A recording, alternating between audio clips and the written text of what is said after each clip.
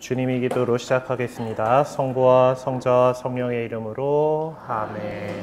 하늘에 계신 우리 아버지의 이름이 거룩히 빛나시며 아버지의 나라가 오시며 아버지의 뜻이 하늘에서와 같이 땅에서도 이루어지소서. 오늘 저희에게 일용할 양식을 주시고 저희에게 잘못한 일을 저희가 용서하오니 저희 죄를 용서하시고 저희를 유혹에 빠지지 않게 하시고 악에서 구하소서. 아멘.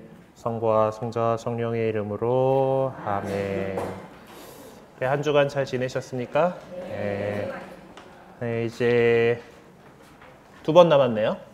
네, 이제 마지막 그 제6장을 이제 다루게 되고요. 이번 시간에는 이제 유배와 기환에 대해서 이렇게 살펴보도록 하겠습니다.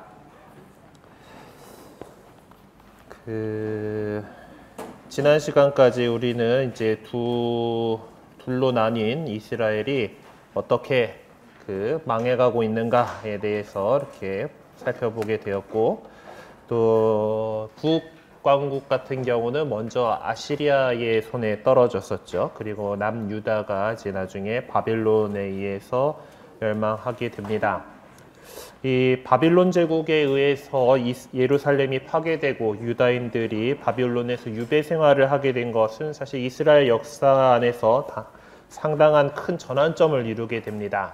아마 몇 번 얘기 드렸던 것 같은데, 이 바빌론 유배라는 이 사건을 통해서 사실 이들의 어떤 신학이라던가 이제 하느님에 대한 관점 이런 것들이 많이 변하게 됐어요. 예. 그래서 이 바빌론 유배를 또한 바빌론 유배에 갔다가 돌아오게 되는 이 과정을 갖다가 이들은 다시 이집트에서 탈출했던 그 예전 기억과 같이 이해를 하게 됩니다. 그래서 지금 유배와 기환 이 장에 지금 뽑아놓은 요 그림이 이제 알렉스 레빈이라 하는 그 사람이 그린 것인데, 제목이 The Exodus and Babylonian Exile of Israel이에요. 그러니까 탈출과 바빌론 유배라는 이스라엘의 탈출기, 엑소더스는 탈출기, 출애굽기를 얘기하는 단어고, 그리고 바빌론 유배가 이제 그 의미를 같은 데서 보통 이렇게 보고 있습니다. 예.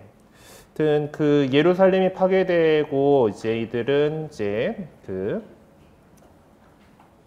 바벨론 제국에 의해서 이제 끌려가게 됐죠. 기원전 587년 혹은 586년에 이 예루살렘 멸망은 이스라엘의 어떤 깊은 단절이 되었습니다. 이제 더 이상 독립국가로 존재하지 못했고, 국가에서 예루살렘 성전에서 이루어지던 하느님께 바치던 제사도 이제 중단이 돼버렸고, 바빌론과 이집트 등으로 흩어진 유다인들은 이제 다른 나라의 지배를 감수하면서 새로운 환경에 적응해야만 했습니다. 그게 또 다 데리고 가지도 않았을 거예요. 그러니까 좀 귀족들, 좀 잘 나가는 사람들은 분명 싹 끌고 갔을 텐데, 그냥 일반적인 그냥 농사짓고 양치고 하던 사람들은 또 그냥 그대로 남아 있을 거예요. 근데 또 나라가 없어졌다라는 것은 그것을 뭔가 지켜줄 수 있는 세력이 없다라는 것이고, 주변의 여러 민족들한테 이제 고초를 겪게 되는 겁니다. 적어도 외관상으로는 이스라엘이 여러모로보다 하나의 민족으로고 이렇게 할 수가 일단 뭔가 꼴을 갖추지 못하고 있는 상태가 지속되게 되는 거죠. 그리고 이 바빌론의 지배가 끝난 다음에 유다인들은 또다시 페르시아의 통치, 그리고 그리스의 통치를 받게 됩니다. 하지만 이스라엘의 역사가 이렇게 끝난 게 아니었어요. 옛날 사람들의 생각에, 다신교적인 생각에서 우리나라가 졌으면 우리나라 신도 죽은 거고 그냥 그러고 진 거고, 이제 이긴 나라의 동화되기가 보통 마련이었는데, 이스라엘의 역사는 그렇게 끝나지 않았습니다. 예루살렘 멸망과 바빌론 유배 생활, 그리고 구약 성경 시대 말기에 오리엔트 지역을 휩쓴 거대한 변화의 물결 속에서도 이 이스라엘은 공동사회를 계속해서 유지했고, 또 고유의 종교적 전통을 계승하고 발전시켜 나갔어요. 그래서 이 시기에 앞으로 유다인들의 삶에 큰 영향을 미칠 유다이즘의 토대를 이제 형성하게 됩니다. 오늘따라 컴퓨터가 좀 말을 빨리빨리 안 듣냐? 네. 그래서 이제 그들의 어떤 유다주의 그리고 유다교의 어떤 토대가 이때 마련되게 돼요. 바빌론에 끌려가 보니까 우리 하느님께서 우리가 이렇게 잘못 살아가지고 이렇게 됐고 바빌론을 도구로 쓰셔서 이렇게 우리들을 혼내시고 또 다른 민족들을 이렇게 하고 바빌론도 나중에 결국 하느님 마음에 안 드니까 페르시아라는 도구를 사용하셔가지고 페르시아를 통해서 이렇게 우리를 돌아올 수 있도록 해주셨구나. 이렇게 다시 종살이 하던 그 바빌론에서 이끌어내 오셔서 다시 예루살렘으로 돌아오게 해주셨구나라는 그런 그 과정들 안에서 이들은 하느님께서 한 분이신 하느님이심을 확실하게 이제 체험하게 되고 전지전능하신 분, 온 세상을 주관하시고 섭리하시는 분으로서 하느님을 알게 되는 것입니다. 자, 이 시기에 이스라엘의 역사를 기록수라는 것은 직접적인 정확한 자료가 거의 없어서 어렵습니다. 성경에 적혀 있는 자료들은 여전히 신학적인 관점에서 재고생되어 있는 거기 때문에 어떤 우리 현재의 엄밀한 역사성을 가질 수는 없죠. 그 외 밖의 자료들을 이제 이용한다고 해도 이제 결정적이고 중요한 부분들을 정확하게 밝혀낼 자료들이 별로 없습니다. 성경 자료들로서는 열왕기 학원, 역대기 학원, 에즈라기, 느헤미야기, 에스테르기, 이사야서의 제2이사야, 예레미야, 에가, 에제키엘, 다니엘, 학가이, 즈카르야, 말라키, 마카베오 상학원 등 이렇게 참조를 할 수가 있습니다. 이 시기에 이제 유배와 기환 그리고 헬레니즘 시대에 대한 것들. 특히 마카베오기는 이제 헬레니즘 세력이 이제 통치하던 시절을 잘 다루고 있죠. 그리고 그 외의 자료로는 이제 그 바빌론 쪽 자료들로 그 동네는 이제 이렇게 그 원통형의 이제 그 테라코타 진흙으로 만든 실린더 이제 그 원기둥에다가 빽빽하게 이렇게 그 글을 찍어가지고 이렇게 남겼던 것들이 나와요. 이게 그 네부카드네자르 2세의 이제 이 테라코타 실린더, 그러니까 테라코타 원추인데 이제 바빌론을 어떻게 재건하고 세웠는지에 대한 기록이 담겨 있는 그런 어떤 테라코타니까 찰흙으로 진흙으로 해가지고 그거 잘 구워낸 어떤 원기둥 모양의 이렇게 기록물이라고 합니다. 이런 것들 이제 그 바빌론 역대기, 아리스테스의 편지, 니프레의 토판들, 엘레판틴 파피루스, 그리고 요세푸스의 역사 기록인 유다 고대사 이런 것들은 또 우리의 헬레니즘 시대를 다루고 있는 거죠. 제1 에스드라서, 사마리아 파피루스, 무라슈 텍스트 등 이런 것들이 있고 또 아랏, 엔게디, 라키스, 하초르, 무키토, 예리코 등에서 발견된 고고학 유물들을 통해서 이 시기에 어떤 일들을 좀 파악해 볼 수가 있다고 합니다. 그거 열심히 하는 건 학자들이 할 일들이고 우리는 그 결과물들을 잘 취하면 되죠. 예, 그래서 이제 바빌론 유배 생활을 한번 보도록 합시다. 네, 바빌론이 이제 이 세력을 떨쳐서 신바빌론 제국이 예루살렘을 점령하고 나서 이제 유다인들은 그 바빌론으로 사로잡혀 간 다음에 그 바빌론이 신바빌론 제국이 페르시아에 의해서 멸망할 때까지 한 반세기 가량의 세월을 그곳에서 살아야만 했습니다. 그래서 이제 그 예루살렘에서 해서 이 바빌론까지 이렇게 끌고 갔을 거고 이 여정은 예루살렘에서 하마스로 해서 이 바빌론까지 거리가 한 1300km 정도 된다고 해요. 상당한 거리를 이렇게 잡혀서 갔을 겁니다. 유다인들이 네부카드네자르 치하의 바빌론으로 끌려간 것은 기원전 597년, 587년에서 6년, 그러니까 세 차례에 걸쳐서 이제 끌려갔었다고 지난번에 말씀드렸을 텐데요. 582년경에 세 차례에 걸쳐서였던 것으로 보이고요. 얼마나 끌려갔는지 그 숫자는 뭐 잘 나와 있지 않아서 가늠할 수가 없습니다. 그러니까 열왕기 학원과 예레미야서의 기록이 같진 않은데 예레미야서에 따라서는 한 4,600명이 끌려간 걸로 제시되어 있고 열왕기 학원을 보면 어림수이긴 하지만 한 10,000명 이상이 이렇게 간 것으로 이렇게 보입니다. 에즈라기와 느헤미야기는 후에 유배에서 돌아온 사람들의 수를 42,360명으로 말하고 있는 것으로 보아서 포로로 끌려간 사람들이 상당한 수에 이를 것으로 짐작이 됩니다. 하지만 이제 이 숫자가 그 당시의 총 인구에 비해서는 뭐 많은 숫자는 큰 규모가 된 것은 아닌 것 같아요. 그러니까 즉 포로로 잡혀간 사람들은 그 유다 사회의 어떤 정치, 종교, 사회 각 방면에서 지도자 계층들만 핵심 인물들만 뽑아서 데리고 간 거죠. 그리고 이들만 제대로 이렇게 해서 바벨론화 시키면은 사실 뭐 다른 백성들이야 금방 이렇게 따라올 거기 때문에 보통 이렇게 잡아가는 것도 잘나야지 잡혀가죠. 네. 그런 것 같아요. 네. 어쨌든 이렇게 해서 네부갓네자르가 이제 그 유다인들을 바빌론으로 유다인들 가운데에서 이렇게 그 지도층에 속하는 사람들을 바빌론으로 이렇게 데리고 가요. 그때 또 그 와중에 많은 사람들은 또 이집트 쪽으로 피난을 이렇게 하게 됩니다.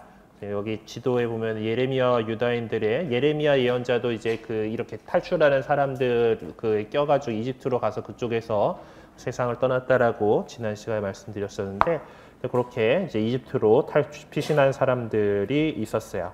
그래서 이제 팔레스티나 외부에서 살아가는 유다인들, 이스라엘인들의 수가 상당히 증가하게 됩니다.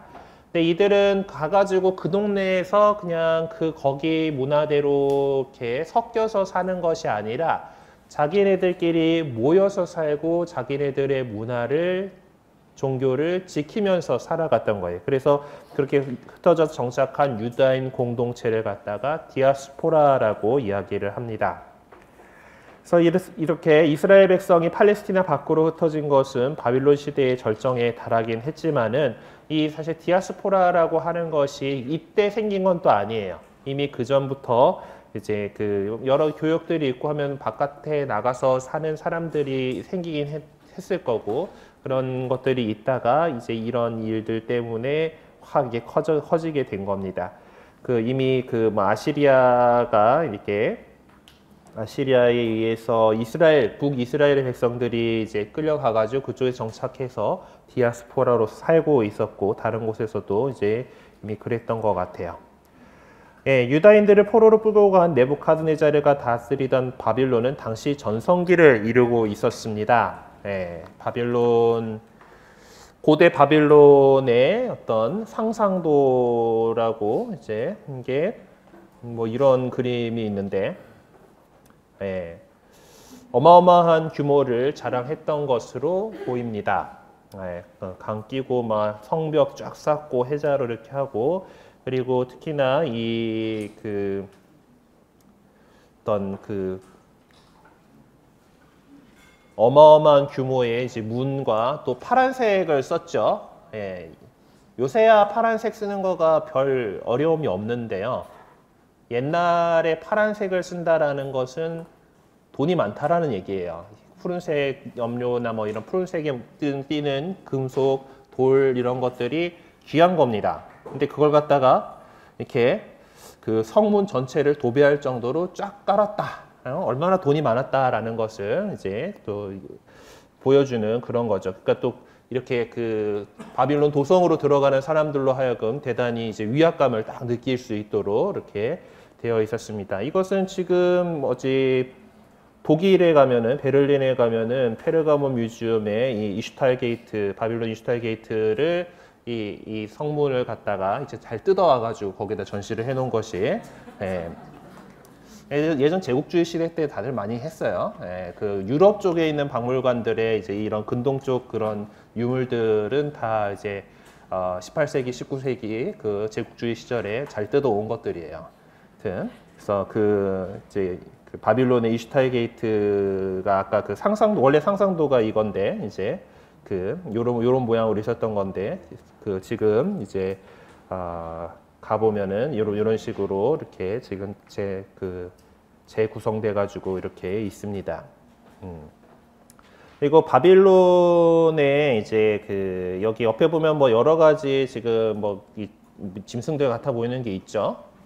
이게 또 바빌론의 신인 마르두크 신의 상징인 뭐라 적혀있냐 무슈슈 드래곤, 무슈슈 드래곤이라는 게 있던 이런 바빌론의 주신인 마르두크라고 하는 신의 어떤 이 상징 동물이래요. 그러니까 신들의 어떤 그것들을 쫙 옆에다가 이렇게 해가지고 이제 다 이렇게 들어오는 사람들마다 그리고 또 이제 바빌론의 신이라는 건 바빌론의 수호신이라는 거고 신께서 지켜주시는 바빌론 성문의 모습을 뭐 이렇게 만들어 놓은 거겠죠. 그래서 상당한 위세를 떨치던 전성기를 이루고 있었던 시절입니다. 바빌론과 경쟁하던 나라들은 메소포타미아 북동쪽의 마다이, 서북 쪽의 리디아, 남쪽의 이집트였고요. 하여튼 이 고대 시절의 강력한 통치자들 가운데 하나였던 네부카드네자르는 팔레스티나를 비롯하여 시리아, 모압, 암몬 등의 많은 나라를 정복했고 이집트를 침략하기도 했습니다. 그래서 그는 건축 사업도 활발하게 벌여서 요새와 성전, 궁전, 운하, 도로, 정원들을 만들었죠. 예, 전지 상상도 보면은 옆에 이제 해자를 거의 뭐 운하처럼 판 것 같아요. 이런 것들은 이제 자연적인 강줄기가 아니잖아요. 운하를 막 파고 뭐 이렇게 했던 것으로 보입니다. 하지만은 네부카드네자르가 워낙 뛰어났기 때문에 그의 후계자들은 그의 행적을 도저히 따라갈 수가 없었고 바빌론은 또 쇠퇴의 길을 걷게 되었습니다. 네부카드네자르의 후계자들은 궁전 건설에 많은 재원을 낭비해서 경제 위기를 초래했고 왕실 내부의 분열로 어떤 지도력을 더 이상 발휘할 수 없었던 그런 상황입니다. 바빌론의 마지막 왕인 나보니도스는 당시의 무로닥 종교보다는 옛 종교인 달의 신인 신인데 신은 SIN이라고 썼죠. 네, 신이에요. 이거는 더 좋아해서 하란과 우르의 신을 위한 신전을 건립하고 신을 숭배하는 종교 개혁을 시도하는 정책으로 이제 무로닥 사제들하고 마찰을 빚었습니다. 그러니까 이런 부분 임금님이 다른 국가 제의를 안 따르고 이제 자기가 좋아하는 다른 이제 신을 이렇게 막 더 이렇게 밀고 이러다 보니까 또 마찰을 빚게 된 거죠. 이것도 바빌론 멸망의 한 요인으로 작용했던 것 같습니다. 나보니도스는 자기 유능 아들 벨차르에게 나라를 맡기고 바빌론을 떠나서 아라비아 사막에 있는 에돔의 남동쪽에 있는 테마에서 한 10여 년을 거주하면서 이제 임금님이 이제 옛날에는 다 종교하고 재정일치가 되던 시절이잖아요. 임금님도 제사장으로서 또 국가 신들한테 제사도 바치고 뭐 이런 것들을 해야 되는데 이 사람은 또 이렇게 바빌론 제1억의 절정의 연례 새 축제를 소홀히 해서 집을 10년이나 비운 거예요. 임금님이 아들한테 맡겨놓고 이제 막 그래갖고 이제 백성들의 불만을 이렇게 샀습니다. 뭐 이제 여기가 이제 이 도시에 가가지고 이렇게 있었던 게 자기가 좋아하는 시인하고 신신하고 이렇게 더 이제 그쪽 또 제의하고 또 뭐랄까 약간의 수생활 같이 이제 은둔해가지고 이렇게 뭐 그것 때문에 그랬는지 아니면은 그래도 그쪽 지역을 공략을 하기 위해서 지중해 연안과 아라비아 지역을 공략하기 위해서였는지 설이 분분하긴 합니다만은 어쨌든 이렇게 집안을 갖다가 10년이나 비운 바람에 이제 많이 이제 바빌론이 엄청 쇠약해진 거죠. 기원전 539년에 이 나보니도스는 바빌론으로 돌아와서 이제 뭐 나름대로 이제 회복을 시켜보려고 애를 썼지만은 이제 뭐 때는 늦었죠. 결국 기원전 539년에 페르시아에 의해서 이제 멸망이 됐습니다. 그때 오히려 백성들은 이제 페르시아 임금인 키루스를 환영할 정도로 이렇게 바빌론의 불만이 고조되어 있었다는 거예요. 자, 그러면은 이제 그 바빌론에서의 유배 시절을 한번 좀 살펴보도록 합시다. 유다인 디아스포라가 가장 많았던 곳은 메소포타미아 지역으로, 이곳에서는 아시리아 때 이미 끌려온 이제 그 이스라엘, 북이스라엘에서 끌려온 유다인들도 많이 있었고요. 이제 바빌론 유배 때 바빌론이 예루살렘 멸망하면서 끌려온 사람들도 있었습니다. 이곳에 많이 이제 있었을 텐데, 바빌론 유배는 조상들의 이집트 노예 시대 생활만큼 가혹하지는 않았던 것으로 보입니다. 바빌론으로 끌려간 유다인들이 물론 멸망한 조국을 떠나서 이제 절망과 모욕감 속에서 포로 생활을 해야 하는 처지에 있기는 했죠. 되게 이 그림에 잘 표현되어 있는 게 이제 그 그림도 사실 시편 137편의 내용을 바탕으로 이렇게 적은 걸 거예요. 바빌론강 기슭에 앉아 뭐 이렇게 시작하는 그 시편 있잖아요. 예. 뭐 시온의 노래를 한번 뜯어보라 해도 차라리 내 혀가 이 천장에 붙어라라고, 네. 그러면서 이렇게 그 어떤 슬퍼하던 그런 것들이 있기는 하지만은 그 고향 떠나서 살아야 된다라는 거 빼고는 그렇게 뭐 안 좋은 생활을 하지는 않았던 것 같아요. 그러니까 뭐 구속이나 제약을 별로 받지는 않았던 것으로 보입니다. 그들은 반자유민 사회를 형성하고 상당한 자치권을 누렸고, 에제키엘 예언서의 내용들을 보면 좀 그런 것 같아요. 그리고 팔레스티나에서 지켜왔었던 풍습이나 가족제도, 뭐 지도체제 이런 것들을 계속해서 지킬 수 있었던 것으로 보입니다. 그러니까 유다의 지방 행정 조직에서 일하던 사람들이 계속 이렇게 같이 가가지고 유배 생활하는 곳, 그곳에서도 여전히 그런 역할들을 이렇게 계속해서 하고 해왔고, 또 예언자들이나 제사장들의 조직이 보유되는 등 유다 자체의 일부 조직이 유지가 되었습니다. 이런 것들 뭐 예레미야서, 에ze키엘서에 여기 나오는 부분들에 참조해 보시면은 보실 수가 있고, 또 뭐 자유롭게 이주도 할 수 있고 집도 소유할 수 있었고, 그리고 서신 교환도 가능했던 것으로 보입니다.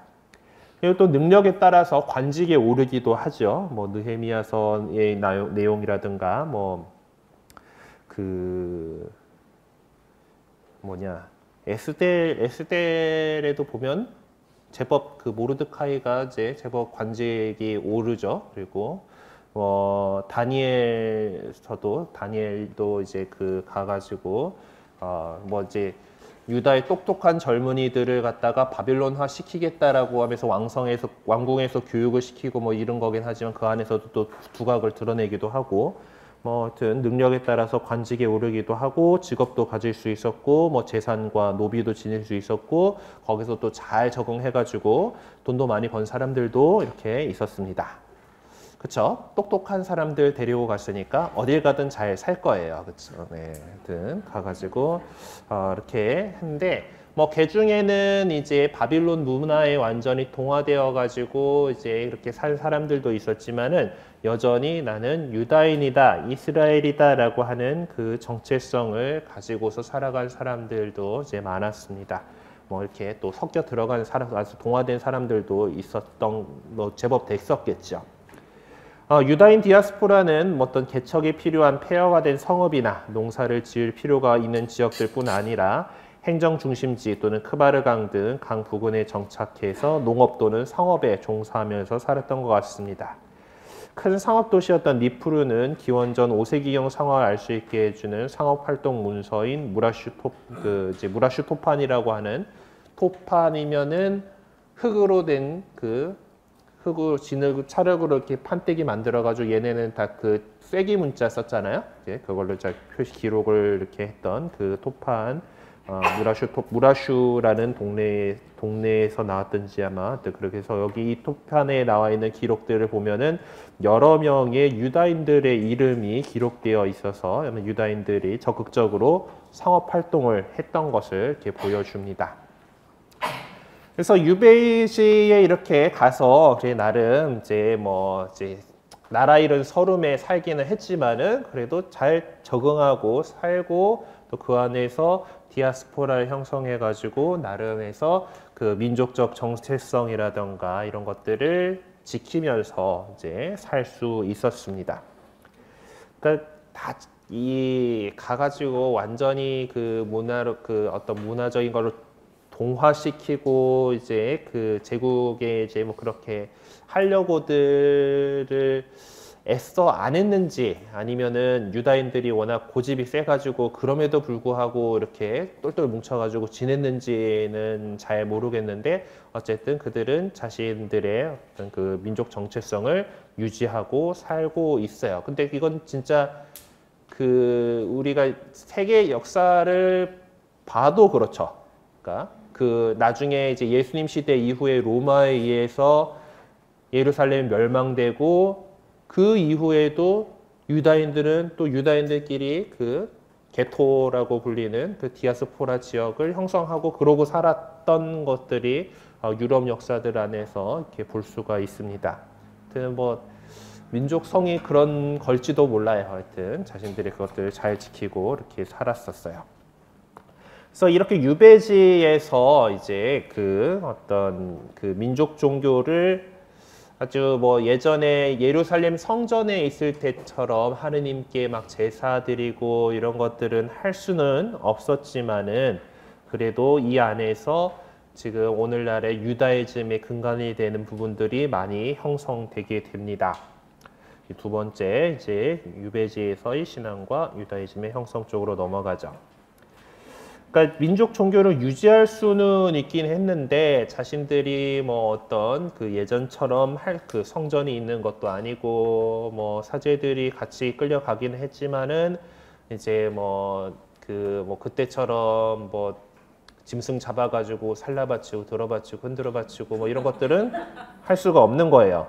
네, 그래서 신앙면에서 좀 어려움을 겪었습니다. 그리고 이 하느님께서 당신의 그 다윗 임금의 왕좌를 이제 영원히 약속하셨다라는 그런 믿음을 갖고 있었는데 나라가 망했어요. 이제 그러니까 그 실망이 컸겠죠.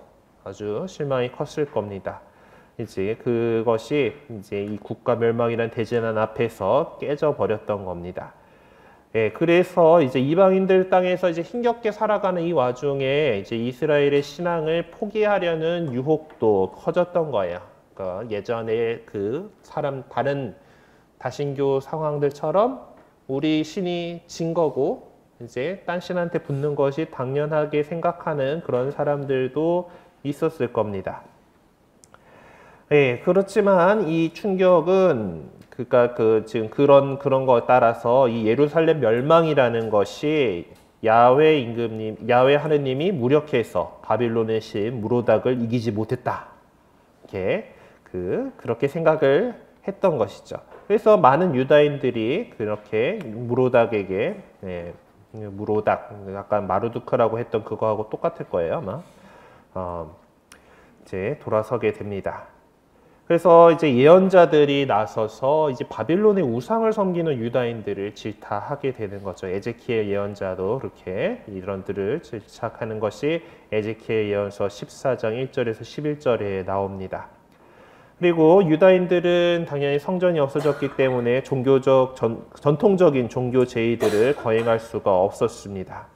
그러니까 요시야 임금의 종교개혁 이래로 이제 예루살렘 성전은 율법에 따라서 제의를 거행할 수 있는 유일한 장소였는데 이제 그 성전이 없는 거예요. 그래서 이제까지 제사 중심이었던 유다교가 이제 다른 형태의 예배 양식이 필요하게 됩니다. 네. 제사 중심이었다면은 이제 어떤 그 말씀 중심의 종교로 이렇게 변화해 나가게 되는 거예요. 그러니까 이런 상황 속에서 나온 것이 바로 회당이라고 하는 제도죠. 이곳은 이제 크파르바람이라고 하는 지역에 있는 고대 시나고가의 이제 그 고대 회당 이제 유적지인데, 하여튼 이런 회당을 모이는 장소, 회당이면 모임을 갖는 건물인 거잖아요. 네, 모임을 이제 그 시나고게 쉰이면 쉰은 함께라는 뜻인데 이 쉰이라고 하는 뭐 이제 예전에 우리 서울대교구 신호드 기억하시죠? 시노드가 신노드, 그러니까 같이 함께 걸어가는 게 함께 가는 길이라는 그런 뜻인 것처럼 이 신은 이제 함께 이제 해서 그게 이거는 이제 뭐 모이는 곳 뭐 이런, 그러니까 뭐 건물 뭐 이런 거 함께 모이는 그 장소 해가지고 이제 우리 지금 한자말 번역으로는 회당이라고 이렇게 번역을 합니다. 그래서 이제 그 회당이 됐고 나타나게 됐고, 유다인들은 이제 성전 예배 대신에 이제 공동 예배 장소로서 역할을 한 이 회당을 중요시하게 됩니다. 이제 성전은 없으니까요. 그래서 그 돌아온 다음에도 이제 곳곳에 회당을 짓고 동네에서 회당에서 이렇게 모이게 되죠.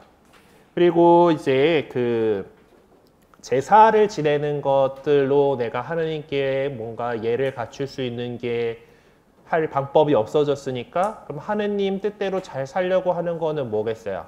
하느님께서 주신 계명, 하느님의 율법을 철저하게 지키는 것으로서 내가 하느님께 이렇게 뭔가 한다라는 그런 생각을 했겠죠. 그래서 이제 그 율법을 강조하게 됩니다.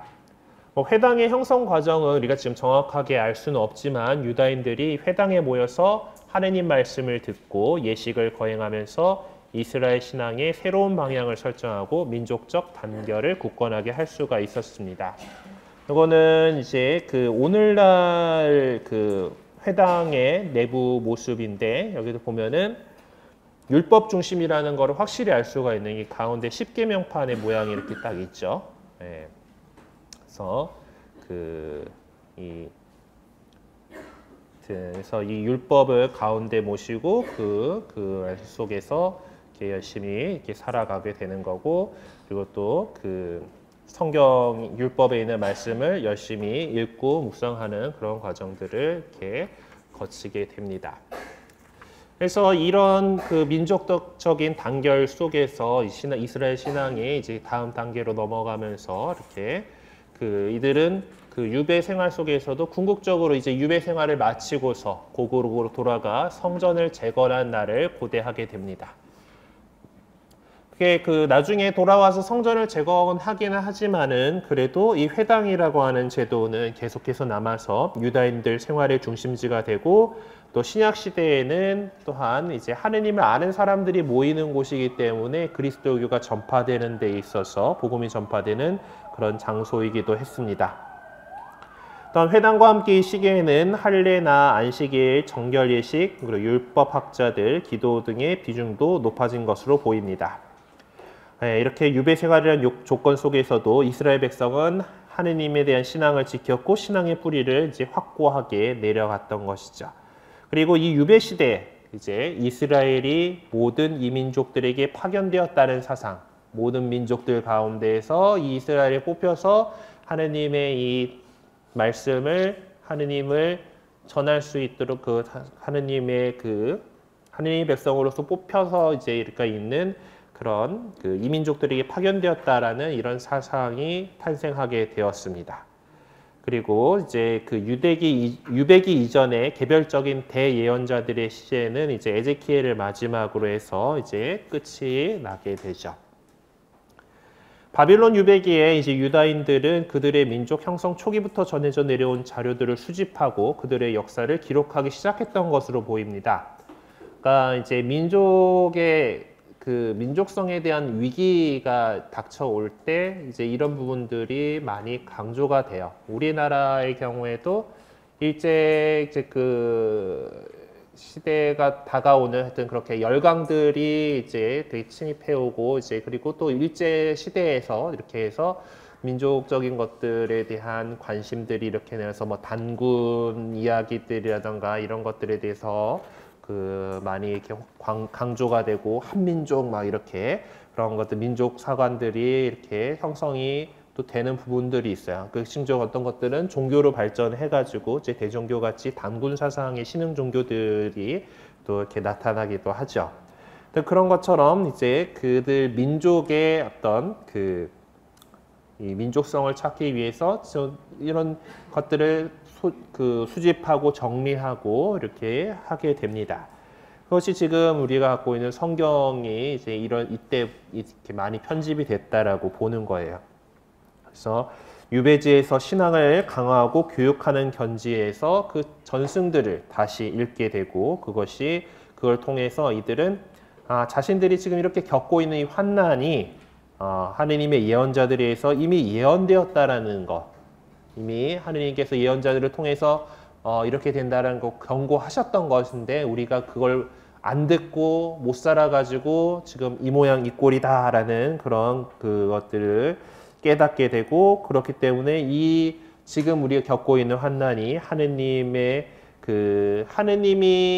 몰락해서 우리 야훼 하느님이 약해가지고 우리가 이 꼴을 겪고 있는 것이 아니라 그 하느님께서 우리들이 잘못 살았기 때문에 혼내시려고 이렇게 하신 거다라는 그런 생각을 하게 되는 거죠. 그래서 이제 회개하고 하느님께로 돌아간다라면은 옛날처럼 하느님을 충실하게 믿고 살아가고 이제 하느님의 계명을 잘 지키고 살아간다라면은 그 하느님께서는 우리 조상들을 예전에 이집트에서 그 큰 힘으로 이끌어내신 것과 마찬가지로 지금 바빌론에서 우리들을 이끌어내 주실 것이다 라는 그런 믿음을 갖게 됩니다. 그걸 알게 되는 거죠. 그래서 이제 이런 배경 속에서 이미 이스라엘 멸망 전에 편찬되었을 신명기계 역사가들의 역사서들이 재편집되고 증보되고 또 여호수아기에서 비롯해서 열왕기까지의 어떤 역사들이 기록이 되었습니다. 그리고 여러 사건들을 통해서 이미 그 진실이 입증된 예언자들의 발언들도 이제 구전이나 문서로 이제 보존이 된 것으로 보여요. 그리고 이제 사제들 역시 이스라엘 전 역사를 다시 읽고서 이 역사가 언제나 그들 역사 가운데 존재하고 또 그것이 이스라엘의 모든 제의와 축제의 근거가 되었다. 그냥 그 전까지는 그때 해야 되니까 이제 날짜 됐네 하고 이렇게 해오던 것이 이런 역사적인 맥락 속에서 이런 축제들이 생겼고 그것을 우리가 이렇게 기념하는 거였구나라는 것들을 다시 발견을 하게 되는 겁니다. 그래서 이들은 야훼계 엘로힘계 전승 자료들을 근거로 해서 모든 제의에 관한 규정들을 기록하게 되죠. 그래서 지난번에 이제 사춘절설에 대해서 얘기 드렸었잖아요. 이제 물론 지금 현대의 성경 성서학에서는 이 사출전설만 갖고 다 설명할 수 없다라는 것이 이제 그 정설이기는 하지만은 지금 우리들 수준에서 공부를 하는 데에서는 이런 식으로 이렇게 공부하는 것도 나쁘지 않아서 여전히 사용되고 있는 그런 개념입니다만은 어쨌든 이 사제기 자료들이 바로 이 유배기에 편찬된 것으로 이렇게 보고 있습니다. 그리고 이 유배기에 형성된 이스라엘의 새로운 신앙 형태를 이제 가르쳐서 유다이즘이라고 이렇게 부르게 유다인들의 어떤 사상이죠. 유다이즘. 그러니까 유다이즘이라는 형태로 이렇게 부르게 되고 이거는 에즈라 때에 이르러서 더욱 분명한 모습을 갖추게 됩니다. 그런데 이 시대의 예언자들의 이 시대에 나타나는 예언자들에 대해서 한번 좀 살펴보도록 하죠. 자, 요거는 어느 성당의 프레스코화인데 되게 뭐 조각상 같죠?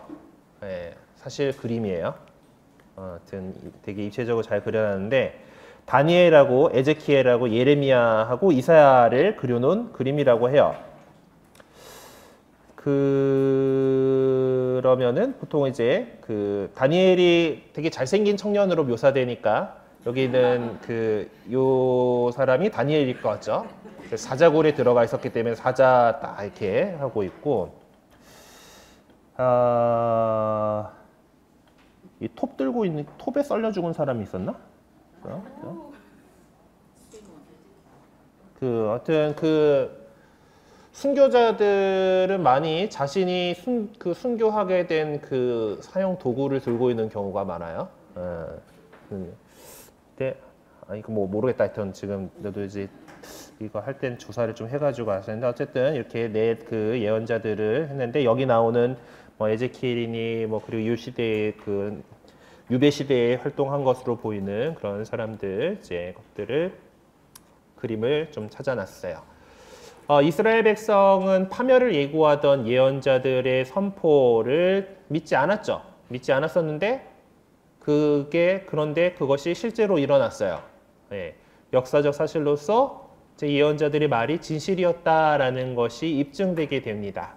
그러니까 그꼴로 살면은 망한다라고 했는데 정말 망했어요. 그래서 이스라엘 백성이 국가 상실이라는 대재난을 겪고서도 신앙을 유지할 수 있었던 것은 또한 예언자들이 있었기 때문입니다. 예언자들은 이 이스라엘 백성들이 겪고 있는 이 고난이 어떤 의미인가 그거를 깨우쳐 주었고 또한 앞으로 올 희망에 대해서 제시를 해서 그들을 끊임없이 일으켜 세웠던 것이죠. 예언자들이 이렇게 활동을 하지 않았으면은 이 사람들은 다른 나라 사람들처럼 우리 야훼 하느님이 졌어 하고 무로닥한테 들어갔을 거예요. 근데 하느님께서 예언자들을 통해서 이미 이렇게 경고했었고 그것이 지금 실제로 그렇게 됐고 또한 그 예언자들이 다시 하느님께서 주시는 희망의 메시지들을 전해준단 말이에요. 그렇기 때문에 다시 하느님을 믿고서 살아갈 수 있는 그런 힘이 되었던 것이죠. 그리고 이 시대에 이제 이 예언자들의 말이 기록으로 남겨지기 시작했던 것으로 보입니다. 자, 첫 번째 바로 찾아볼 예언자는 에제키엘인데, 잠깐 있어봐, 우리가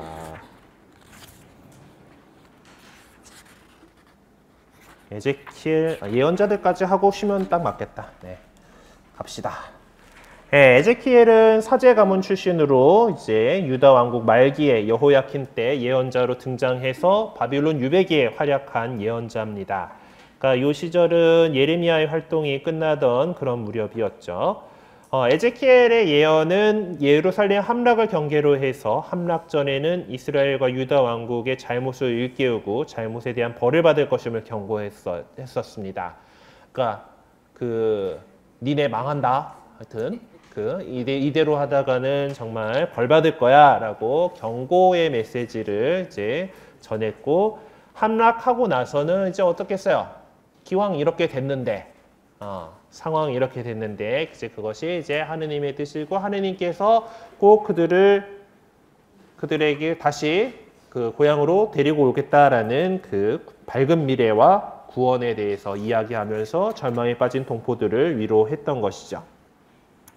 유배 생활이 곧 끝날 것이라고 믿었던 1차 포로들이나 이제 예루살렘에 남아있던 유다인들에게 에제키엘은 이스라엘 백성이 범한 죄악 때문에 예루살렘이 붕괴될 것이라고 예언하였습니다. 에제키엘 6절에서 9절이죠. 요거가 1차 포로들이면 아직 예루살렘 성전이 무너지기 전의 이야기예요. 그러니까 처음에 이제 한번 이제 함락돼가지고 이제 포로들 끌고 갔던 그들은 뭐 금방 돌아오겠지. 이렇게 생각을 했었던 건데 이제 예루살렘이 무너질 것이다라고 예언을 했습니다. 그러니까 그때 실제로 그렇게 됐죠. 예루살렘이 붕괴되고 조국이 멸망한 것은 엄청난 충격이었던 것이죠. 그래서 에제키엘은 이 예루살렘 멸망과 그들이 끌려가서 유배 생활하고 있는 것이 하느님의 능력 부족이라고 오해하고 있는 이스라엘 백성에게 이것이 이스라엘의 죄를 징계하기 위해서 하느님께서 마련하신 것이고 이 유배 생활은 그 죄를 씻고 정화하는 시간이다라는 것을 기간임을 알려줍니다. 그러니까 바빌론 유배가 당연한 징벌이자 새로운 미래를 위해서 이스라엘을 준비시키는 정화 과정이다라는 이 사상이 바로 유다이즘을 새롭게 태어나게 하는 원동력이 됩니다.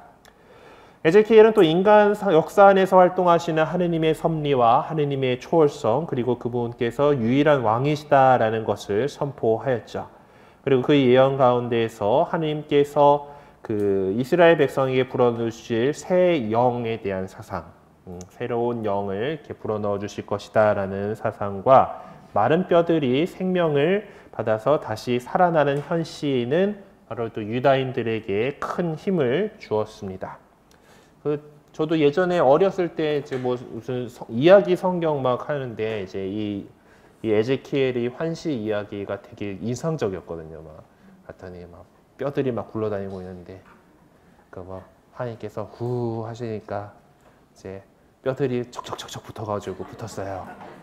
그러더니 막 살이 막 붙고 이제 그리고 다시 피부까지 생기고 이제 됐는데 여전히 혼이 없어. 하나님께서 후 부시니까 다 이렇게 일어나서 사람이 되더라, 움직이더라라는 이 이야기 그것이 이제 정말 죽은 것 같았던 이스라엘을 다시 하나님께서 일으키실 것이다라는 그런 믿음을 주는, 그래서 유다인들에게 큰 힘을 준 그런 이야기가 되죠. 이와 같이 무엇보다도 에제키엘의 소명 가운데에서 가장 큰 것은 이스라엘 백성에게 또 앞으로에게 그 희망찬 미래를 제시하는 것으로서 이제 새로운 수도 예루살렘과 그곳에서 하느님과 함께하는 삶을 제시하면서 이스라엘 백성에게 위로와 희망을 전하게 됩니다. 그 다음에는 이사야 예언서의 두 번째 부분, 제2 이사야에 해당하는 부분이죠. 사실 이사야 예언자는 아닌 것으로 보여요. 근데 하지만은 그 제자였던 어떻게 그 학파로 보이고 이제 이 사람을 갖다가 보통 제2 이사야라고 이제 부르고 또는 뭐 바빌론의 이사야라고 부릅니다.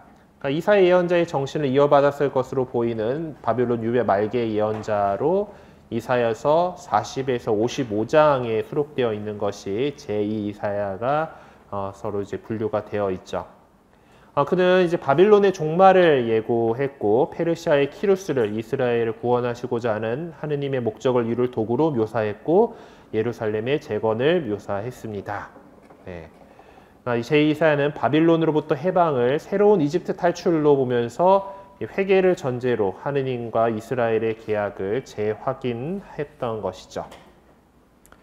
제2이사야서의 내용은 제1이사야가 닥쳐오는 징벌을 준엄하게 경고하는 데에 비해서 위로와 희망으로 가득 차 있습니다. 그러니까 제1이사야는 당연히 유배 전의 이야기니까 그 유배 같은 멸망에 이르기 전에 이제 조심하고 그런 경고를 해야 되는 그런 상황이었지만은 제2 이사야는 유배 중에 있는 그 이야기들이 때문에 당연히 그런 이제 꾸짖고 그래 이제 이게 되게 완전히 넘어져서 울고 있는 애한테 비난하고 꾸짖는다고 능사가 아니잖아요. 괜찮아, 괜찮아, 이제 일어나야지 이렇게 해야 될 거 아니에요. 그렇게 해서 더 하나님께서 주시는 희망을 이렇게 보여주는 것이 목적이기 때문에 위로와 희망으로 가득 차 있습니다. 제2 이사야의 메시지는 하느님은 유일한 분이심을 인식하는 것, 그리고 하느님의 구원을 믿는 것, 하느님은 창조주시고 역사를 주관하신 분이시다라는 것, 그리고 우상을 배격해야 되고 또한 높은 도덕적 기준에 맞춰 살아야 하는, 그러니까 남은 자의 삶이 바로 이렇게 더 도덕적 기준을 갖춰 살아야 된다라는 것, 그리고 구세주께서 오실 것이라는 것과 종말의 완성 등으로 이루어져 있는데 무엇보다도 자기 백성을 구속하러 오시는 구세주에 관한 사상이 가장 으뜸을 이루고 있습니다.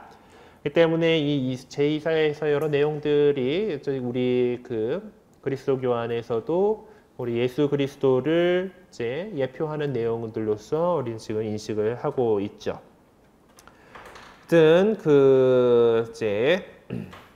제2사야는 유배 말기에 다가오는 또 새로운 구원의 기쁜 소식을 예고하고 하느님 백성으로 어떻게 살아가야 할 것인가를 제시하기 위한 목적을 지니고 있습니다.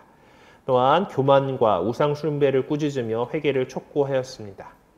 제2사야는 이제 하느님의 통치가 온 세상을 포괄해서 유다 민족뿐만 아니라 이방 민족들에게 미칠 것이다라고 선언을 하였고요. 그의 예언들 가운데 주님의 종에 대한 내용은 참 많이 이렇게 어려워 보이는 부분이 있죠. 야훼의 종, 주님의 종이라고 하는 3번의 노래 예언들이 있는데 이 종의 소명, 좌절, 순환, 죽음 그리고 궁극적인 승리가 이렇게 묘사되어 있습니다. 그래서 이 종이 누구를 가리키는 것인가는 사실 이사야서에는 정확하게 분명하게 드러나 있지는 않아요. 그러니까 그냥 이스라엘과 동일시되기도 하고 또 이스라엘을 하느님께 돌아오게 하는 사명을 지닌 자이기도 하고 또한 장차 오실 메시아를 가리킨다고 보기도 합니다. 우리 그리스도교에서는 이 고난받는 주님의 종에 대한 이 예언들이 전통적으로 우리 나자렛 예수님의 죽음과 고난과 죽음에 대한 예언이다라고 그렇게 보고 있어요. 그리고 사실 그러했죠. 그래요. 여기까지 일단 좀 예언자들에 대한 이야기를 하고 그러면은 좀 쉬는 시간을 갖고서 이제 이집트 쪽의 이야기를 한번 해보도록 합시다. 이사야 예언자가 그래요? 톱으로? 그럼 아까 톱 들고 있는 사람이 이사야인가? 네. 네.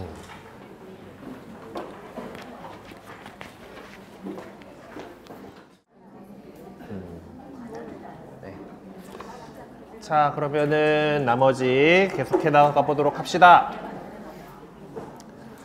자, 이제 그 메소포타미아 지역으로 이제 원래 이제 아시리아도 그쪽이고 바빌론도 그쪽이다 보니까 그쪽으로 갔던 사람들의 이야기에 반해서 이제 이집트 쪽으로 피난했던 사람들, 그쪽 이집트의 디아스포라 상황들을 좀 봅시다. 이집트에 있던 디아스포라 상황은 엘레판틴이라고 하는 동네에서 발견된 파피루스에서 좀 그 분명히 밝혀집니다. 뭐 뒤에 나오지만은 이 엘레판틴이라는 곳에서 디아스포라가 좀 제법 자치권을 갖고 팔레스티나의 관습 제도를 유지를 했던 그런 동네예요. 이집트는 원래 팔레스티나 지역하고 지리적으로도 가깝고 뭐 역사적으로도 밀접한 관계를 맺고 있는 곳이기 때문에 이스라엘 사람들이 뭐 무역이나 군사 교류 등 여러 가지 이유로 이집트로 왕래했을 뿐만 아니라 또 정착해서 살기도 했던 것으로 봅니다. 이 예루살렘이 함락된 다음에 이스마엘이 바빌론 총독 그달랴를 이제 살해한 후에 이제 이 유다인들이 이제 바빌론의 보복이 두려워서 이집트로 이제 옮겨갔을 때 이제 이집트의 디아스포라가 많이 증가한 것으로 봅니다. 이집트에서 있던 디아스포라는 믹돌, 타흐판테스, 멤피스, 파트로스 등의 동네들에 있었다고 예레미야서에 이제 좀 언급이 되어 있어요. 그 가운데 이제 나일강 제일 폭포 아래에 있던 엘레판틴 공동체는 여자와 아이들이 포함된 작은 군사 식민지였던 것으로 보입니다. 그래서 엘레판틴 디아스포라는 자치권도 갖고 있었고 팔레스티나의 관습 제도도 이대로 유지를 했던 것으로 보여요. 아까 그 파피루스의 기록에 따르면 그런 거죠. 그리고 예루살렘 성전과 유사한 야훼 하느님을 모시는 성전을 이제 지어가지고 갖고 있었고 그곳에서 희생 제사도 드렸다고 합니다. 그 뭐 안식일도 지키고 파스카 축제, 무교절 축제 이런 절기도 다 지키고 그렇게 했지만은 이제 그 이 공동체가 아무래도 이제 이집트에서 이렇게 있다 보니까 다른 신들을 믿는 혼합 종교적 양상까지 나타내게 되고 또 이제 혼인 등으로 인해서 이집트인들하고 동화되는 그런 양상을 보이기도 했습니다. 이집트 쪽에서는 좀 그렇게 살았다고 해요. 그리고 그 다음에 팔레스티나에도 남은 사람들이 있죠. 예루살렘 멸망 이후에 이 40여 년간 유배 동안에 팔레스티나의 상황에 대해서는 알려진 게 별로 없습니다. 글자 쓸 줄 알고 유식한 사람들은 다 끌려갔기 때문이죠. 하여튼 그 외적에게 유린된 나라에 남아있던 사람들은 당연히 많은 어려움을 겪었을 겁니다. 전쟁으로 인해서 많이 황폐화되어 있는 그곳에서 어떻게든 살아남아야 했을 것이고 또 이제 에가라고 하는 이제 그 에가가 누구 에가라고 하더라? 하여튼 어쨌든 이 그 슬픔의 노래인 애가 전체에 통해서 이 굶주림, 질병, 폭력, 또 고된 노동과 과도한 세금 등으로 괴로움 당하는 백성들의 고통을 우리가 살펴볼 수가 있습니다. 뭐 다행히 유다 전체가 폐허가 된 것은 아니어서 이제 그 군대가 주둔했던 요새들인 라키스, 아랏, 엔게디 등 예루살렘 같은 곳들은 파괴되었지만 다른 그 도시들은 보존되어 있었고 여전히 남아있는 사람들이 많이 있었죠. 뭐 오늘날의 전쟁에서야 이제 총력전 개념이라 해가지고 무고한 민간인은 없다라는 말이 나오는 정도로 다 이제 그 민간인들이 이제 그 다 이제 전체 국가가 총력을 다 기울여고 했고 이제 민간 시설들에 대한 공격들이 이제 이제 전쟁 지속력을 이제 그 없애버리는 그걸로서 이제 2차 세계대전, 1차 세계대전 그쯤부터는 이제 총력전 개념이 이렇게 나오긴 했는데 그 전에 전쟁들은 군대끼리 붙는 거예요. 그리고 민간인들을 다 잡아 죽이고 땅을 황폐화하게 되면은 점령해도 소용이 없죠. 얘들 가지고 생산시켜 가지고 부를 축적을 해야 되는데 다 죽여버리면은 이거 뭐 소용이 없는 일이에요. 그렇기 때문에 그 당시에는 이 당시의 전쟁에서는 당연히 군인들끼리만 그러니까 싸움 붙은 그 사람들끼리 치고받고 그거 했지 나머지 부분들은 그래도 좀 온전히 남을 수 있었던 것입니다. 그래서 그쪽에 이제 남았던 사람들이 이렇게 나름 이렇게 하고 있고 또 그때 뭐 바빌론이 점령을 했다고 하지만은 거기에다가 뭐 계속해서 뭐 이렇게 도망갔던 사람들 너 돌아왔어 하고 뭐 잡아가두고 뭐 이러진 않았을 테니까 슬금슬금 돌아온 사람들도 이렇게 있었을 겁니다. 모압이나 암몬, 에돔 등으로 피신했던 사람들도 돌아왔던 것으로 보여요. 예레미야서 이렇게 나옵니다. 그리고 종교 생활도 역시 이제 계속되었습니다. 그것은 미츠바를 위해서 지방에 있는 성소를 중심으로 이루어져서 뭐 희생 제사 의식도 거행을 하고 있었습니다. 예루살렘 성전이 비록 파괴되었긴 하지만 그 폐허에서나마 북부 이스라엘 사람들을 비롯하여 순례자들이 희생 제물을 바치는 성지의 역할을 계속했던 것으로 보입니다. 종교 지도자들인 사제들의 세력은 예루살렘을 중심으로 했던 차독 계열에서 미츠바를 중심으로 하는 사제들에게 넘어가서 이 미츠바족 그 사제들이 종교 활동을 이끌어 나갔던 것 같습니다. 하지만 이 팔레스티나 지역에서는 유다와 예루살렘의 멸망이라는 재앙으로부터 이제까지 야훼 신앙을 지켜줬던 보호망이 다 뚫려버리기 때문에 여러 가지 이방 제의들이 사방에서 유입되었고 이 팔레스티나 지역 안에 있는 신앙은 혼합 종교의 양상을 띈 것으로 보입니다. 이제 그래서 나중에 이제 유배에서 돌아오고 난 다음에 이제 그쪽 사람들하고 이쪽에 남아있던 사람들하고의 갈등이 생기게 돼요. 그러니까 유배에 갔던 사람들은 그래도 똑똑한 사람들이고 그 안에서 이제 하느님 야훼 신앙을 더욱 발전시켜 갖고 왔는데 지금 팔레스티나 이쪽 지역 사람들은 나는 그냥 뭐 하느님 믿는다고 하면서도 주변에 그 이방 제의들도 막 섞여가지고 좀 뭔가 혼합주의적인 상황이 되어버린 거예요. 이제 그 갈등들도 이제 아마 이제 나중에 보게 될 겁니다. 하여튼 이제 그럼에도 불구하고 그 하느님 신앙이 팔레스티나에 서서히 뿌리를 내리고 있었던 것으로 이렇게 보입니다. 어쨌든 이들도 역시 구약 성경 예가를 통해서 이제 유다인들의 유다 멸망이 이 파국이 그들 죄의 결과라는 점을 명백하게 인식하고 있었음을 알 수 있고 또 시편에서도 그럼에도 불구하고 하느님께서 그들을 버리시지 않고 구원하시라는 믿음을 볼 수 있기 때문에 이스라엘 안에서 조금 혼합주의적인 그런 부분들이 생기기는 했지만은 그래도 하느님 믿는 것이 뿌리를 내려갔던 것으로 보입니다. 자, 그러면은 이제 그 다음에 이 패권이 바뀌었죠. 이제 페르시아의 지배 밑에서로 이렇게 보도록 합시다. 기원전 539년에 이제 바빌론을 페르시아가 멸망시킵니다. 이때 그 페르시아 임금은 키루스 2세, 키루스 대왕이죠. 네.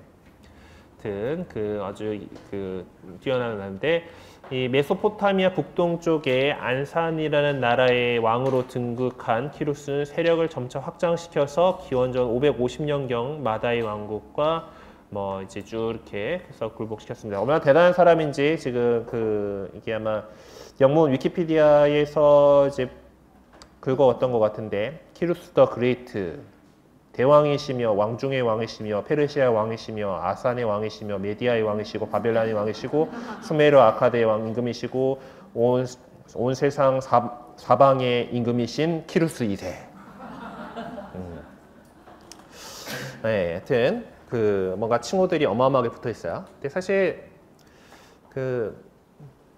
뭐 많은 임금들이 특히 이렇게 제국을 거느리면 이렇게 돼요. 지금 뭐 영국 여왕 엘리자베스 2세도 풀 타이틀 다 하면 이 정도 나와요. 그 정도. 여왕님 되게 오래 통치하고 계시긴 한데. 뭐 이제 큰 이제 여러 제국들의 이제 임금이 되다 보면은 이렇게 씁니다. 어쨌든 이 키루스 2세가 이제 이렇게 확장을 한 게 이제 이렇게 페르시아에 해가지고 이제 처음 이제 시작할 때 559년에 이렇게 정도였었는데 이제 키루스 임금이 확장해가지고 쭉 이렇게 550년은 이만큼 먹고요. 그 다음에 547년에는 이렇게까지 이렇게 하고, 그 다음에 539년에 이렇게 신바빌로니아 멸망시키면서 이렇게 되고, 그 다음 임금이 이집트까지 먹어요. 예, 대단한 거죠.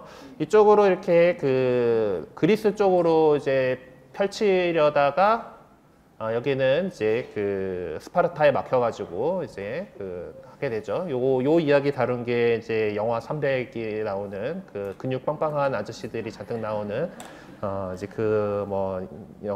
영화가 있고, 거기서는 되게 페르시아가 되게 기괴한 모습으로 나와요. 그러니까 무슨 악마같이 이렇게 하는데, 사실 그 영화는 그래픽 노블이라고 하는 미국식 만화가 원작인 거다 보니까 그리고 좀 스파르타 쪽의 입장에서 이렇게 표현을 하다 보니까 되게 페르시아가 뭔가 막 판타지적이고 좀 악의 세력으로 이렇게 묘사가 되어 있기는 한데, 지금 성경에서 보면은 이 같은 크세르크세스 임금이라고도 하는 이 키루스 임금이 한 일들이 완전히 다른 식으로 묘사가 되어 있을 겁니다. 그것들을 좀 살펴보도록 하죠. 어쨌든 이렇게 큰 제국을 이렇게 만들었던 사람입니다. 그래서 페르시아는 동쪽으로는 인도에 닿고 서쪽으로는 소아시아를 지나서 그리스 지역까지 이렇게 가고, 인도 쪽에 이렇게 닿을 정도로 갔고, 그리고 북쪽으로는 이 카스피의 북부 지역까지 이까지 땡겨갔고, 그리고 남쪽으로는 이집트를 포함하는 이제 거대한 이제 영토를 관할하는 대제국이 되었습니다. 네, 키루스는 제국을 여러 개 지방 관할구로 나눠서 페르시아 관리들이 다스리도록 하였고, 페르시아의 종교나 제도를 강요하지 않고 각 나라 고유의 종교와 관습, 제도, 문화를 관대하게 허락해 주었습니다. 300에서 나온 명대사가 하나 있는데, 사실 공식 번역본에는 나오지 않고요. 예전에 미리 수입돼가지고 불법 자막 붙었을 때 나는 관대하다. 그치? 나는 관대하다가 이제 페르시아의 이제 정책을 잘 드러내는 그런 말이죠. 관대해요. 그치? 그러니까 300의 첫 장면에서 보면은 흙과 물을 바치면은 원래 살던 대로 잘 살게 해주겠다라는, 그러니까 페르시아 제국에 그냥 항복하고 충성 이제 조공 좀 바치고 이제 항복하면은 니네 살던 대로 잘 해줄게가 일반적인 패턴이에요. 그러니까 그렇게 해가지고 숙이고 들어가면은 그냥 페르시아에 같이 하고 원래 살던 대로 자치권 인정해주고 잘 살게 해주고 페르시아에 충성만 잘 해주면 되고, 그리고 안 그러고 버틴다 그러면은 군대로 미는 거죠. 네, 그렇게 해서 확장을 해 나갔던 거예요. 그래서 각 민족들의 문화에 대해서 관대하게 허용해줬고, 다양한 언어도 사용됐고, 공식 문서도 엘라머, 페르시아, 아람어 3가지 언어로 기록을 했습니다.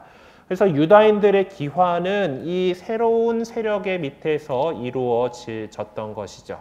그래서 이 페르시아는 기원전 331년 알렉산드로스 대왕이 이끄는 그리스 제국의 마케도니아 제국에 의해서 멸망할 때까지 200여 년 정도가 지속되게 됩니다. 키루스 이후에 페르시아의 주요 통치자들은 키루스의 아들 캄피세스 2세, 다리우스 1세, 크세르크세스 1세, 성경에서 아하스에로스라고도 나오는, 그리고 아르타크세르크세스 1세 등의 임금들이 있습니다. 캄비세스의 가장 큰 업적은 기원전 525년경 이집트를 정복해서 영토를 더욱 확장한 일이었습니다. 캄비세스를 찾아보니까 이런 그림이 나오는데, 이제 파라오 삼티크 3세를 캄비세스 2세가 이제 붙잡는 이제 하여튼 그런 장면을 이제 어딘가에 이제 것들 갖다 탁본 떠놓은 것 같은 그런 모양인데, 어쨌든 이런 모양이 나와가지고 올려놨어요. 어쨌든 이집트를 정복해서 영토를 더욱 확장을 했습니다. 이집트는 그 후 자주 반란을 일으켰는데 주로 이제 그리스의 원조를 받았고 기원전 401년부터 344년 사이에 뭐 독립을 이집트가 이제 페르시아에서 독립을 얻기도 했지만은 또 뭐 페르시아한테 다시 이제 그 점령당하기도 하고 했어요. 그리고 그 다음에 다리우스가 또 페르시아의 유능한 통치자 중 하나였는데 이거는 페르세폴리스에 있는 다리우스 임금을 속박하는 부조상이에요. 다리우스도 이제 국내의 반란을 다 진압했고 페르시아 제국을 20개의 행정구역으로 분할해서 나라를 재조직해서 효율적으로 통치하는 수완을 발휘했고 뭐 백성들의 생활을 개선하는 등 많은 정책들을 시행을 했습니다. 근데 이 다리우스 1세는 이제 그 마라톤 전쟁에서 이제 그리스에 패배하게 되죠. 이 마라톤 전쟁의 승전보를 들고 한 병사가 열심히 뛰어가가지고 승전보를 전했다, 그리고 죽었다라는 그 이야기에서 오늘날 올림픽에서 마라톤을 42.19km를 뛰는 그걸 합니다. 이제 마라톤 평원에서 아테네까지 거리가 한 40km 정도 이렇게 되고. 그 다음에 그 뒤에 짜잘한 숫자들은 나중에 여러 가지 이야기들을 통해 가지고 뭐 이렇게 그 정해졌다 그러는데 어쨌든 그 마라톤 평야 전쟁에 이제 이 다리우스 1세가 여기서 전사 패배하고 이제 그 패배 거기서 지고 또 이집트에 또 이제 페르시아가 그리스한테 깨졌대 하니까 또 이집트 쪽에서 또 반란 또 막 일으키고 뭐 이제 그런 것들 수습하느라고 하다가 이제 사망을 하게 됐어요. 그러니까 그리스하고 이집트는 이제 페르시아에 있어서 상당한 골칫거리였습니다. 그리고 크세르크세스 임금, 크세르크세스 임금 때는 이제 또 통치 초기에는 반란을 진압하는 일에 몰두했고 이제 대대적인 군사 원정으로 처음에는 그리스를 이겼지만은 결국에는 패퇴하게 됩니다. 그 영화 300에서도 그리스 사람들이 일단 지죠. 뚫려요. 거기 엄청나게 막아내긴 했는데 이제 뭐 그리고 또 하지만은 결국 뭐 다 패퇴하게 되는 이야기죠. 그리고 그렇지만은 수도로 돌아와서 또 건축 사업을 크게 벌였습니다. 그리고 그 다음에 아르타크세르크세스가 왕위를 계승한 후 이제 또 내부 정리를 했죠. 근데 보면은 그 사진들을 지금 일단 구글링을 해가지고 이 사람들이다 해가지고 올려놨는데 다 거기죠. 다 활 들고 옆으로 서가지고 이러고 있어요. 그 당시 이제 임금님의 뭐 기본 모습이어서 그랬는지 그 로마 시대의 어떤 조각상들처럼 되게 사실적으로 묘사하려고 한 게 아니고 그냥 임금님 뭐 이제 이런 분위기로 그려져 있어 조각되어 있어가지고 그런 것 같습니다. 그래서 이 아르타크세르크세스가 왕위를 계승해서 정적들을 제거하고 또 뭐 이집트 혁명도 진압하고 뭐 이리저리 하다가 이제 뭐 그리스 소아시아 지역들도 좀 잃어버리는 그런 뭐 상황들로 이렇게 이 시대에 이제 페르시아 임금들의 이야기들은 쭉 지나가게 됩니다. 뭐 이게 중요한 건 아니고 이제 우리는 이제 이렇게 해서 페르시아의 이 관대한 정책 때문에 각자의 나라에서 그냥 각자의 살 수 있도록 각자의 문화를 가지고 살 수 있도록 해준 덕분에 이제 바빌론에 끌려가 있던 사람들이 다시 돌아오게 되지요. 그래서 이스라엘 백성은 키루스의 칙령에 따라 이제 고국으로 귀환하게 됩니다. 그래서 이제 뭐 요 이야기들이 역대기하고 뭐 에즈라 이런 데 나와 있고요. 그래서 키루스는 칙령을 통해서 유다인 포로들이 고국으로 돌아가도 좋으며 또 성전의 제기들도 가져가고 예루살렘도 재건하라고 허락을 하였습니다. 근데 이것이 뭐 한 방에 이렇게 싹 온 것이 아니라 거기서 이제 부분적으로 몇 번에 걸쳐서 이루어진 것 같은데 대체적으로 한 3번에 걸쳐서 이루어진 것으로 보입니다. 페르시아가 바빌론을 정복한 직후인 기원전 538년에 유다 총독으로 임명된 세스바차르가 이끄는 유다인 포로들이 처음으로 이제 귀환을 하게 되죠. 아마 이렇게 이 빨간 줄로 그려져 있는 이 라인으로 아마 이렇게 온 것으로 보는 그 1차 기원자들의 모습이 있습니다. 그리고 그 다음 두 번째 귀환 행렬은 그로부터 80년 후인 그 기원전 458년에 에즈라가 인솔한 한 팀들이 이렇게 오게 되고요. 네, 파란 줄로 이렇게 나와 있는 거. 그리고 나서 13년이 지난 이제 445년경에 느헤미야가 인솔해서 이제 이후 여정은 뭐 이렇게 수사에서부터 이제 느헤미야가 바빌론부터 해가지고 이렇게 들어오게 되는 이렇게 그게 됩니다. 물론 이거 그냥 그곳에 남은 사람들도 있죠. 페르시아에 그냥 네. 하여튼 뭐 그리고 나와 있는 건 없지만 이후에도 몇 차례 더 이렇게 돌아오는 행렬들이 기환들이 있었을 것으로 추정됩니다. 뭐 돌아온 유다인들의 숫자는 정확하게 알 수는 없지만 성경 기록에 의하면은 5만여 명에 이르는 것으로 되어 있죠. 뭐 이제 정확하진 않습니다. 그래서 다시 돌아온 사람들은 대개 야훼 신앙이 굳건하거나 그리고 페르시아의 정책에 따르면은 뭐 더 나은 장래가 보장될 만한 사람들 또는 페르시아의 상황이 좋지 않기 때문에 팔레스티나 사람들 뭐 이렇게 여러 곳에서 이루어진 것으로 보입니다. 하지만 또 반세기에 걸쳐서 유배 생활 중에서 제사를 축적하거나 사회적 지위를 얻어서 잘 자리 잡은 사람들은 굳이 돌아갈 필요 없는 사람들도 있었겠죠. 그래서 귀환을 포기한 유다인들도 있었을 것으로 보입니다. 키루스는 이제 바빌론의 포로로 잡혀있던 소수 민족들을 고국으로 귀환시킨 해방자로 알려져 있어요. 그렇기 때문에 구약 성경의 표현에 이 키루스 2세에 대해서 어마어마하게 이제 좋은 이야기들을 합니다. 이제 그러니까 야훼의 기름 부음 받으니라든가 이제 주님께서 당신의 기름 부음 받으니에게 당신께서 오른손을 붙잡아 주신 키루스에게 말씀하시니에요. 이 해방자시니까 이제 이스라엘 입장에서는 해방자시니까 거의 이제 그 메시아 칭호가 이렇게 딱 붙는 거예요. 네, 그리고 뭐 나는 키루스에 대하여 말한다. 그는 나의 목자. 나는 이제 여기서 나는 야훼 하느님이시잖아요. 나의 목자. 나의 목자로서 그가 나의 뜻을 성취시키며 예루살렘을 두고 그것은 재건되고 성전 그 기초가 세워지리라고 말하리라. 뭐 이렇게 이런 내용들 전해서 어쨌든 이 제2 이사야에 나오는 이 메시지들은 바빌론의 유다인들에게 희망의 기쁜 소식이었고 페르시아인들에게는 키루스가 야훼 하느님에 의해서 임명되었다는 사실을 알리는 효과가 있었을 겁니다.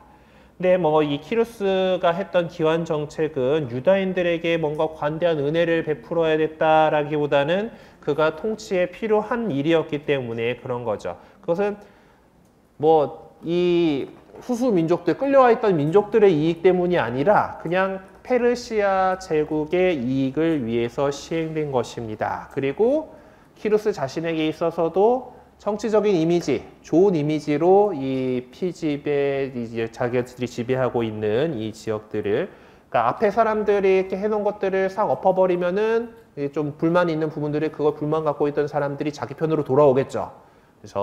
그래서 자신 정치적 이미지를 선전하는 효과를 누린 것이었습니다.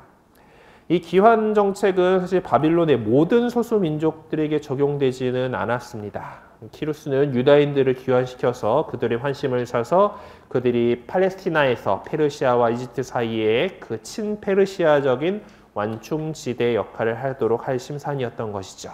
뭐 이제 정치적 이유로 이렇게 해방되긴 했지만은 어쨌거나 유다인들에게 있어서 이 돌아갈 수 있다라는 것은 정말 해방의 소식이었고 야훼 하나님께서 승리하신 사건으로 받아들였던 겁니다. 그럼 그렇게 돌아간 다음에 유다의 상황들은 보죠. 앞서 말했듯이 팔레스티나 지방에는 바빌론으로 끌려가지 않았던 유다인들이 많이 남아 있었습니다. 그러니까 그 유배에 끌려갔던 사람들하고 그냥 남아가지고 그렇게 고생하고 있던 사람들하고는 당연히 갈등이 생길 수밖에 없었죠. 전에 오던 유다 땅에서 살아있던 유다인들에게 있어서 귀환한 유다인들을 무조건 환영할 수만 없는 겁니다. 땅 줘야 될 거고, 뭐 내줘야 될 거고, 어쨌든. 그래서 자기들이 소유하고 있던 그 유다 땅을 귀환자들에게 뺏기기를 원하지 않았던 것이죠. 그리고 귀환하는 사람들도 이제 한 세대, 거기서 그쪽에 끌려가가지고 그쪽에서 태어난 세대들일 거 아니에요. 40, 50년이 지났다라면은. 걔네들을 역시 당연히 잘 적응해서 살고 있던 곳 떠나가지고 이제 고향이라고 돌아갔는데 자기는 뭐 태어나서 밟아본 적도 없는 곳이고 뭐 할아버지들이야 아이고 이제 옛날 그곳이네 하고 이렇게 그 좋아하시면서 가셨겠지만은 젊은 애들은 모르는 거예요. 뭐 오늘날의 우리나라에서 젊은 애들 가운데에서 굳이 통일에 대해서 이제 별 생각이 없거나 굳이 할 필요 없다고 생각하는 사람들이 늘어나고 있는 것과 마찬가지인 현상이죠. 어쨌든 들어는 왔었던 동네이긴 한데 어쨌든 새로운 곳에 새로 적응해야 된다는 말이에요. 어쨌든 그 어려움을 많이 겪게 됩니다. 유다가 사마리아 속주의 한 지역이었기 때문에 이제 여전히 이제 페르시아나 그 전에 바빌론 때부터 그랬죠. 그러니까 유다 총독 임명해놨더니 유다인들이 죽이고 도망갔잖아요. 그래서 그들을 그 유다 지역을 갖다 따로 총독을 둔 것이 아니라 사마리아에 속하게 이렇게 해놨던 거고, 페르시아가 돼서도 뭐 그 상황이 굳이 바꿀 이유가 없었을 거예요. 그래서 그 사마리아 속주의 한 지역이기 때문에 사마리아도 유다에 대해서 권리를 갖고 있다라고 생각을 했는데, 유다에서 살았다던 사람들이 이렇게 돌아왔단 말이에요. 어떻게 보면 자신들이 기득권을 침해받게 돼서 적대적이게 된 것이죠.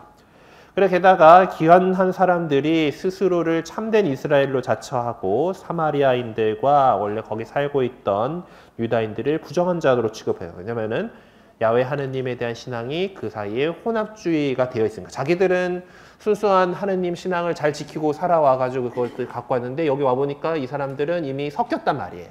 그래서 부정한 자, 이방인으로 취급을 하고 하면서 더욱 긴장이 고조되었던 것으로 보입니다. 그리고 특히 유배 가가지고 율법 중심의 유다교로 개편됐다고 그랬잖아요. 그만큼 율법을 더 잘 지켜야 되고, 이제 그 바리사이적인, 나중에 후대의 바리사이가 되는 그런 사람들의 그런 사상들을 갖고 있었던 거예요. 돌아온 사람, 유다인들이. 그러니까 거기 밑에서 이렇게 그냥 이렇게 살고 있던 사람들하고 부딪힐 수밖에 없습니다. 자신들이 야훼 신앙이 더 철저하고 순수하다고 생각했던 거죠. 그래서 귀환한 사람들은 남아있던 사람들을 불신했고, 야훼 신앙에 대한 제의와 관련된 것들은 당연히 돌아온 사람들이 주도해야 한다라고 생각을 했던 것입니다. 예언자들의 격려에 힘입어서 선조들의 신앙과 전통을 고수하고자 한 무리들, 대부분은 귀환자들이죠. 그들과 이제 주변 이교적 환경의 여러 요소들을 흡수해서 혼합주의적 종교의식을 거행하면서 순수한 형태의 야훼 신앙을 간직하지 못한 무리들, 그러니까 토착 주민들 사이에 분명 갈등이 있었던 것으로 보입니다. 그리고 이제 돌아가서 이제 키루스 임금이 돌아가서 니들 이제 성전 새로 쳐라고 이렇게 허락을 했죠. 그래서 예루살렘 성전을 이제 다시 재건하는 일에 착수하게 됩니다. 성전이 유다교에서 갖고 있는 의미가 상당히 크기 때문이죠. 키루스의 칙령을 보면은 예루살렘 성전 재건이 강조되어 있음을 알 수 있는데, 이제 키루스가 왕실 신전 재건을 적극적으로 지원하는 데는 그가 이제 유다 왕권을 어떤 형태로든 장악해서 유다를 실질적으로 지배하려는 의도가 있었다고 할 수 있습니다. 보면은 성전 짓고 나서 날 위해서 기도 제사 올리라고 얘기하죠. 그리고 당연히 성전을 짓도록 스폰서해주고 허락해준 이 키루스 임금에 대해서 이제 새로 성전을 지은 사람들은 좋아할 수밖에 없습니다. 네. 그래서 이제 그런 것들을 노리고 유다를 실질적으로 지배하려는 의도가 들어있다고 할 수가 있죠. 성경을 보면은 성전 재건축 때 스룹바벨과 사제 여호수아, 그러니까 예수님은 여호수아의 후대 발음이죠. 그러니까 점점 이렇게 예수하게 같은 거예요. 그러니까 같은 어원에서 하느님은 구원하신다라고 하는 이제 사제 예수아가 백성을 이끈 것으로 되어 있습니다. 첫 번째 기환자들을 이끌고 왔고 성전 터를 잡아놓은 세스바차르는 그 직후에 사라지고, 성전 건축 사업에는 여호야키의 손잡벌되어 다윗의 후손이라 할 수 있는 스룹바벨이 들어간 이유를 잘 알 수는 없지만은, 이 세스바차르가 총독으로 가긴 했는데 이제는 스룹바벨이 나중에 총독의 지위를 계승한 것으로 보입니다. 근데 이들은 성전 건축을 완성하지 못했고요. 기초를 놓은 다음에 중단해야 됐습니다. 성경에는 사마리아인들이 이제 제동을 걸었던 것이 주 원인으로 기록되어 있지만은, 아마 이제 사마리아인들의 방해 외에도 본토에 원래 남아있던 사람들과 성전 건축을 하려던 기환자들의 불화도 한 원인이었던 것으로 보입니다. 그리고 이제 귀환한 사람들이 아직 뿌리를 내리지 못한, 그러니까 제대로 정착하지 못한 상황이었기 때문에 그런 어려움들도 해결하지 못한 채로 성전 재건축에 열중한다라는 것은 어려운 일이죠. 자기 집도 일단 제대로 못했는데 지금 성전 건축 그렇게 하고 있을지 못한 겁니다. 그리고 사마리아인들은 예루살렘 건축 사업에 이제 동참하기를 원했는데 이 돌아온 유다인들은 니들은 섞였잖아 라면서 이제 대차게 요청을 거절했죠. 그래서 이들은 그들의 이제 이 유다인들의 이야기는 옛 아시리아 이주 정책에 의해서 이방인들과 혼합돼서 혈통의 순수성을 잃어버린 사마리아인들은 이제 이 유다인들이 볼 때 순수 야훼 신앙을 지키지도 못했고 이방신을 섬기고 야훼도 섬기는 혼합 종교 신봉자이기 때문이었습니다. 그래서 호의를 가지고 좀 도와주려고 했더니 거절을 당했으니까 기분이 나쁘죠. 그래서 사마리아인들은 이제 페르시아가 성전 재건 작업을 중단시키도록 만들었습니다. 적절히 로비를 잘 했던 거예요. 그래서 이 사건은 북왕국 멸망 후 이방인들이 섞여들어 계속 유다의 지시를 받아온 사마리아가 차츰 유다로부터 떨어져 나가는 계기가 된 것으로 보입니다. 후에 사마리아 사람들은 그리짐산에 자기들의 독자적인 성전을 건립했고 이제 그거의 연대에 대해서는 좀 하지만 정확하지 않습니다만은, 그리고 사마리아 오경이라고 하는 사마리아만의 모세 오경 경전을 채택하게 됩니다. 그로부터 16년이 흘러서 기원전 520년경 다리우스 1세 때 중단된 성전 건축 공사가 재개됩니다. 예언자 학가이하고 예언자 스가랴가 유다인들에게 성전 건축을 다시 시작하도록 촉구했죠. 예언자들은 야훼 신앙을 강조하는 입장에서 성전 재건을 재촉했던 것입니다. 유프라테스 서부지방 총독인 타트나이가 또 여기에 대해서 제동을 걸었지만은 이 다리우스는 왕실 문고에서 발견한 키루스 임금의 칙령의 내용을 확인하고, 그러니까 선대 임금님이 하라고 했던 건데 지금 여러 가지 농간들로 중단돼 있었던 거니까, 그래서 그것들을 재개하라고 새로운 명령을 공포하고 건축 보조금도 지원하도록, 오히려 더 니네들 돈 열어가지고 이거 지원해라 라고 이렇게 해버렸죠. 그래서 5년 후에 기원전 515년경에 두 번째 성전, 솔로몬 성전이 제1성전이고 이제 이때 기환해서 지은 성전이 제2성전으로 동풀리게 됩니다.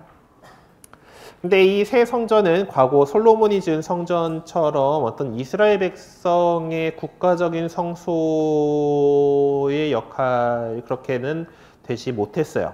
일단 이스라엘이 자주국가가 아니었고 국가 제도들도 없었고, 이 지금 새로 지은 성전은 페르시아 왕실의 후원으로 세워졌기 때문에 당연히 스폰서한테는 잘 보여야 돼요. 그래서 페르시아 왕을 위한 제사가 드려지는 등 독립이나 순수성이 보장되지가 않았습니다. 그리고 유다 지역 밖에 있는 유다인들 다수는 이 새로 생긴 성전에 충성심을 보여주지 않았습니다. 그럼에도 불구하고 이 예루살렘 성전은 백성들에게 예루살렘 성전의 제2공동체라는 정체성을 심어주는 역할은 이렇게 하고 있었습니다. 기환 시기의 예언자들은 이제 또 학가이, 스가랴, 말라키 등 이렇게 예언자들이 있습니다. 여기 찾아본 그림들은 제임스 티소시라고 하는 작가가 그린 그림들인데 나름대로들 이렇게 느낌 있게 그려놨길래 좀 넣어놨습니다. 활동 연대순으로 보자면은 제3 이사야, 학가이, 스가랴, 말라키 예언자가 이렇게 이때 됩니다.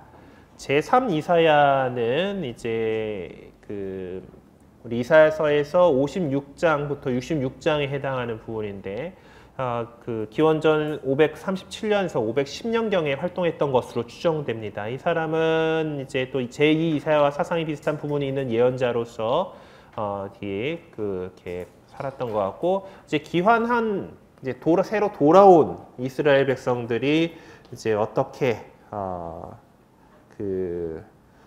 이제 돌아오긴 했는데 뭔가 그 하느님의 권능이 막 살아나고 막 이런 그 왜 종말에 대한 예언처럼 뭐 새 예루살렘이 막 짠하고 이렇게 내려오는 뭐 이런 뭐 어마어마한 게 아니잖아요. 와갖고 지금 다 폐허가 돼 있는 이 상황에서 이제 또 어찌저찌 또 살아남아야 되고 이것들 세워야 되고 하는 그런 상황이니까 돌아는 왔는데 아주 막 그 좀 뭐 하단 말 거시기 하단 말이에요 지금 그런 상황 속에서 힘들고 막 이런 어려운 이 백성들을 이제 위로를 해야 되는 거예요. 이제 기환과 더불어서 뭔가 그 하느님의 구원이 뭔가 되게 막 느껴질 정도로 막 이렇게 막 와야 되는데 그렇진 않았단 말이에요. 와 보니까 일은 여전히 어렵고 삶은 팍팍해요.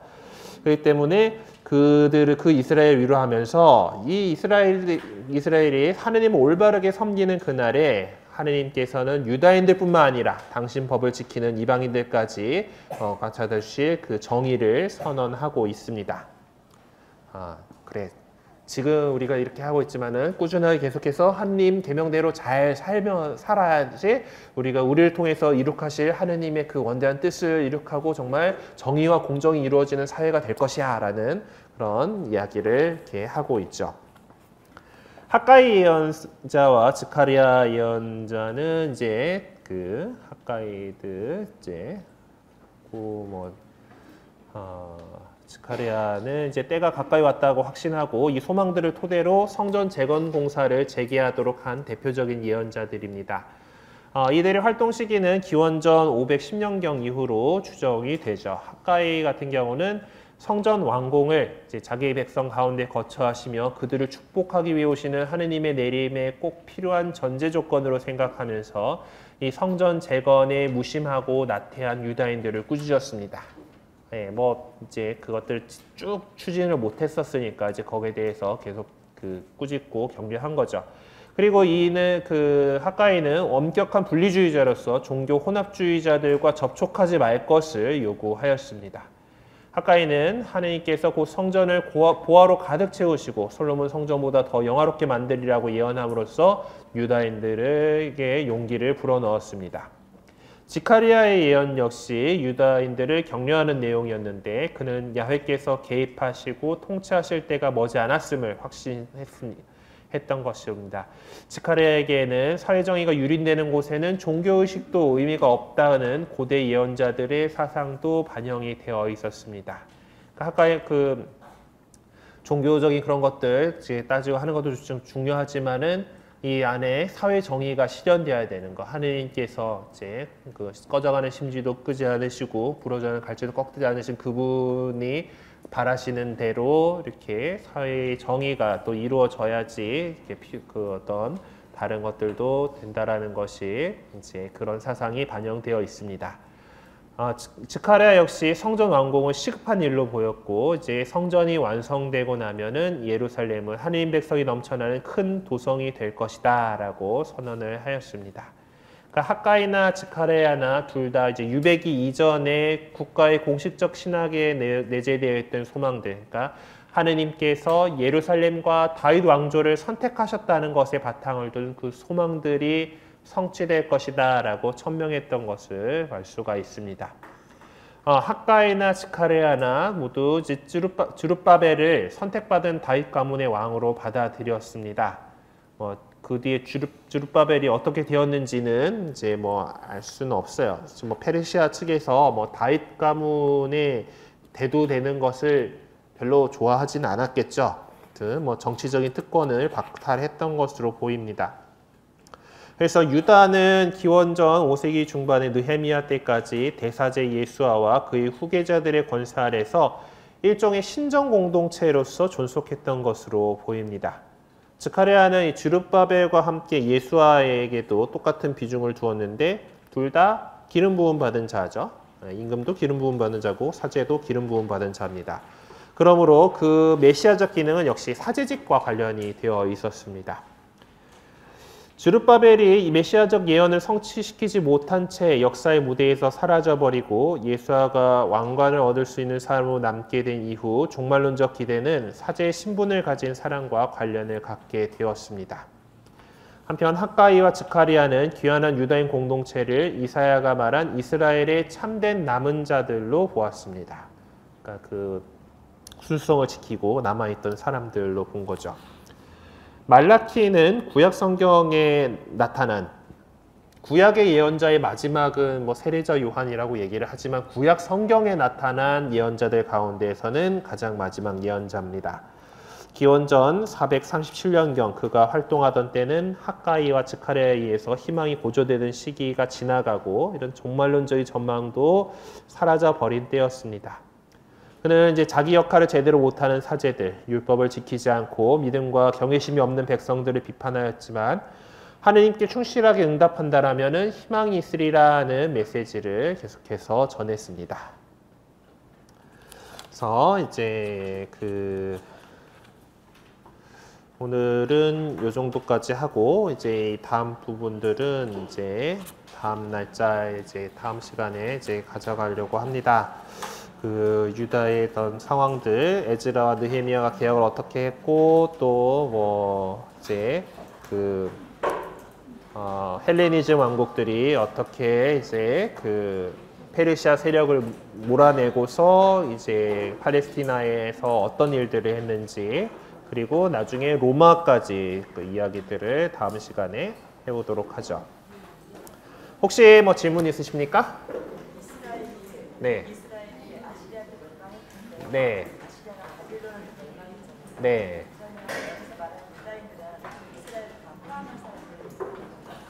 거진 뭐 그렇기는 한데요. 그러니까 그 디아스포라에서 같이 이제 섞여서 살게 됐었을 거로 보이고 그렇지만 기본적으로 남유다 쪽 사람들이 주축이 됐을 것으로 보여요.